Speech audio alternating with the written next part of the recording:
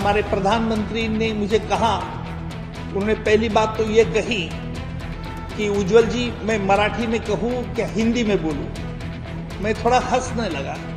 जो शक्तियाँ कुछ भाषा हो या कुछ धर्म हो, इस पे जो बात करते हैं और जो हमारे डॉक्टर बाबा साहेब अम्बेडकर ने हमें जो संविधान दिया है, उस संविधान के खिलाफ जो षड्यंत्र करते हैं, उनके लिए हमें कानून किस प्रकार का सशक्त बनाना। बहुत बड़ी जिम्मेदारी आपको मिली है, क्या कुछ कहेंगे, किसको श्रेय देंगे, बताइए।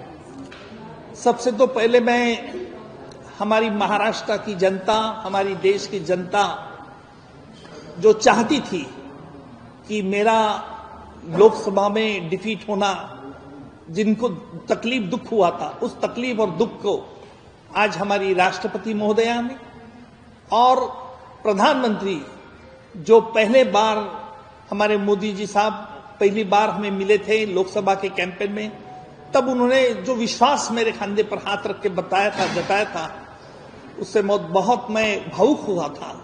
और जैसे ही कल उनका मुझे टेलीफोन आया, 8:44 को टेलीफोन आया था और हमारे प्रधानमंत्री ने मुझे कहा, उन्होंने पहली बात तो ये कही कि उज्जवल जी मैं मराठी में कहूँ क्या हिंदी में बोलूँ। मैं थोड़ा हंसने लगा और फिर वो जोर से हंसे, फिर बोले, मैंने उनको कहा कि आप तो दोनों भाषा अच्छी तरह से जानते हैं। तो उन्होंने मुझे मराठी में पहले बात की और उन्होंने कहा, उज्जवल जी राष्ट्रपति महोदय आप पर एक जिम्मेदारी सौंपना चाहते हैं, क्या आप जिम्मेदारी ले सकते हैं? मतलब आप बताइए कौन सी जिम्मेदारी है। तो उन्होंने मुझे कहा कि हम राष्ट्रपति महोदय का ऐसा निर्णय है कि आपको राज्यसभा में लिया जाए ताकि देश के लिए, संविधान के लिए कुछ अपना शक्ति खर्च कर सके। तो मैंने तुरंत हाँ कर दी और उसका फल इतना इमीडिएट हुआ।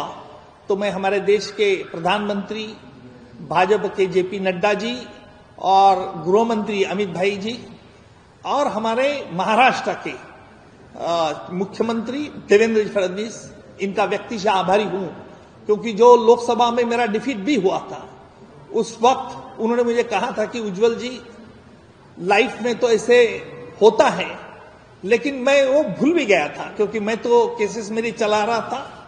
क्योंकि जो आज तक शुरुआत से ही मैंने जो प्रैक्टिस की है, तो हमेशा आरोपी के खिलाफ ही प्रैक्टिस की है और शुरुआत से ही मैं एक पब्लिक प्रोसेस नाम से जाना जाता हूं। और इसलिए जो देश के प्रति, जो हमारे संविधान के प्रति खिलाफ जो षड्यंत्र करते थे, जिनको बड़े बड़े मर्डर्स करते थे, उनके खिलाफ मैं मामला चला था। और उसकी वजह से आज जो राष्ट्रपति महोदय मुझे विश्वास प्रकट किया, मैं इससे बहुत खुश हूं और मैं पूरी हमारी जनता का व्यक्तिशः आभारी हूं। सर, एक बहुत ही स्ट्रॉन्ग बैकग्राउंड से आप आते हैं, एक बड़े प्रमुख राज्य से आते हैं, तो किन मुद्दों को आप खास तौर पर राज्यसभा में पेश करेंगे? किन मुद्दों पर आपकी कोशिश होगी बात करने की? देखिए, हमारे देश में जो आज पहली बार कुछ शक्तियां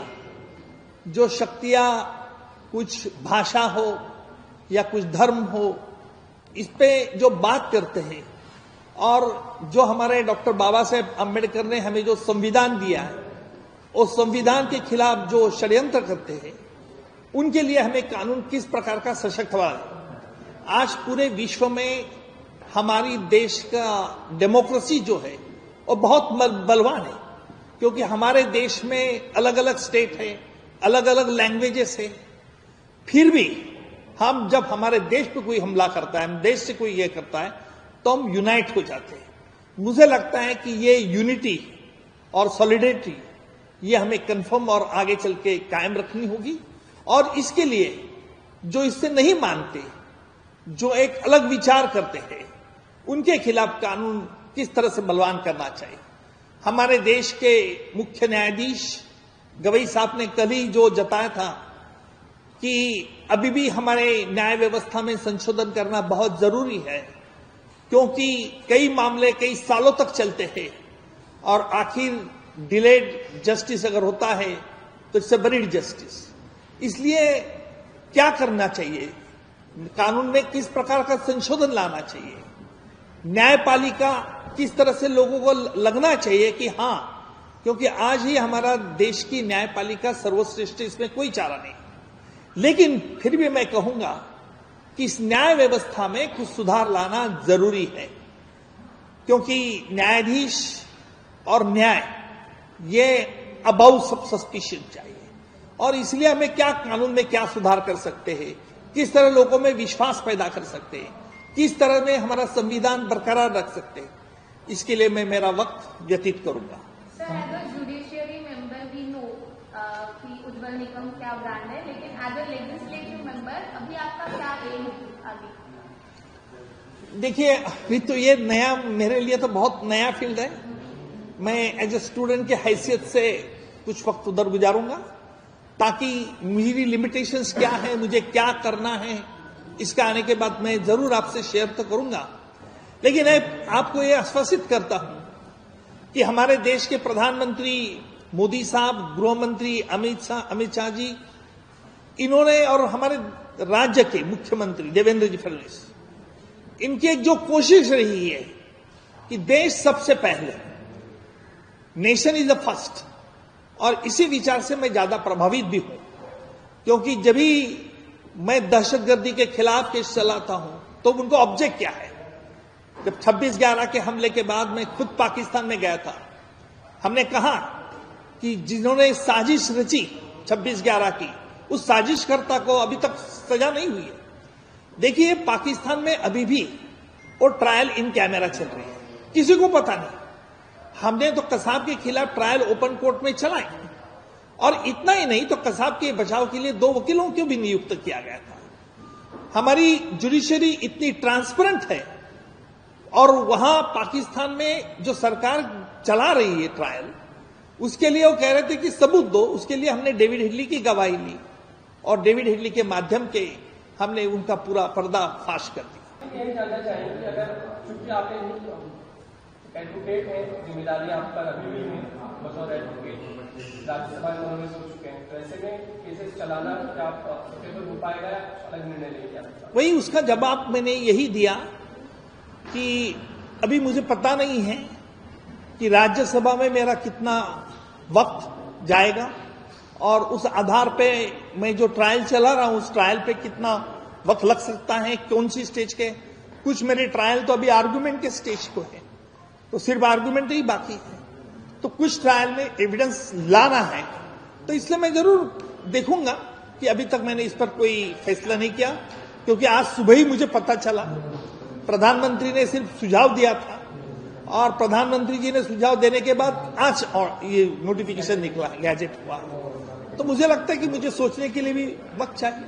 sir, you are the only Maharashtrian जिसका नॉमिनेशन हुआ है, तो आप महाराष्ट्र के संबंधित क्या मुद्दे उठाएंगे, हमें पार्लियामेंट में क्या सुनने मिलेगा?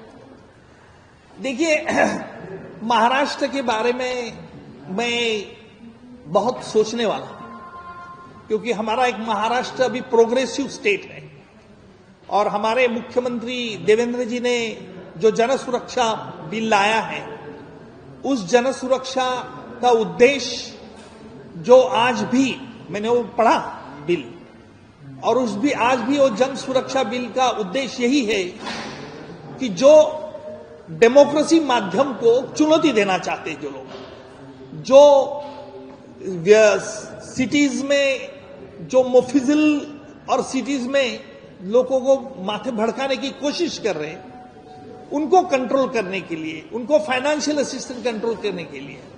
और किसी को यह भी डर होता है कि क्या इसका हमें वेपन करके यूज किया जाएगा, तो उसके लिए एडवाइजरी बोर्ड लोगों की नियुक्त की है, और एडवाइजरी बोर्ड के फैसले को भी हाईकोर्ट में चुनौती दी जाती है। तो मुझे लगता है कि ये एक जो कानून बनाया गया है इसके ऊपर, जन सुरक्षा, इसके एक वाइटल ऑब्जेक्ट है, और उस ऑब्जेक्ट के मुताबिक इस एक्ट का जो होगा, अगर पास होता है, तो मुझे लगता है कि महाराष्ट्र के लिए भी बहुत अच्छा होगा। लेकिन अभी भी मैं उसका पूरी तरह से पढ़ाई करूं।